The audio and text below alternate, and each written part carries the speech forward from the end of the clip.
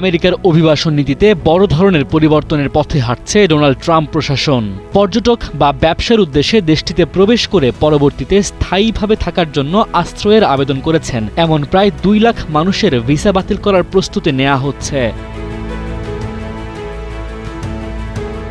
মার্কিন সংবাদ মাধ্যম অ্যাসোসিয়েটেড প্রেসের হাতে দেশটির পররাষ্ট্র মন্ত্রণালয়ের এ বিষয়ক একটি এক্সক্লুসিভ নথি এসেছে। নথি অনুযায়ী 2016 থেকে 2026 সালের মধ্যে B1 ও B2 ভিসায় যুক্তরাষ্ট্রে গিয়ে আশ্রয়ের আবেদন করা ব্যক্তিদের মধ্য থেকে প্রায় 2 লাখ মানুষের ভিসা বাতিল করা হবে। এই কার্যক্রম মার্কিন পররাষ্ট্র মন্ত্রণালয় ও স্বরাষ্ট্র মন্ত্রণালয়ের যৌথ উদ্যোগে বাস্তবায়ন করা হবে।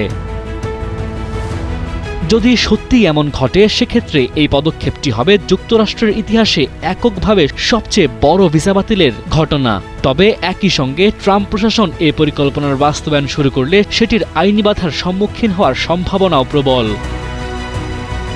ভিসা বাতিলের বিষয়টি এপিকে মার্কিন পররাষ্ট্র মন্ত্রণালয়ের মুখপাত্র টমি পিগট নিশ্চিত করেছেন। তিনি বলেন, অনেকে বিদেশি অভিবাসী ভিসায় স্বল্পমেয়াদী দর্শনার্থী হিসেবে যুক্তরাষ্ট্রে প্রবেশের পর আশ্রয়ের আবেদন করেন এবং পরে দেশটিতে স্থায়ীভাবে বসবাসের চেষ্টা করেন। এসব আবেদনকারীকে শনাক্ত করে তাদের ভিসা বাতিলের সিদ্ধান্ত নেওয়া হয়েছে। তবে ঠিক কতজনের ভিসা বাতিল করা হবে সে বিষয়ে নির্দিষ্ট সংখ্যা জানাতে রাজি হননি পিগট। তিনি বলেন, প্রক্রিয়াটি চলমান থাকায় এখনই চূড়ান্ত সংখ্যা বলা সম্ভব নয়। ডেস্ক রিপোর্ট, সময়ের আলো।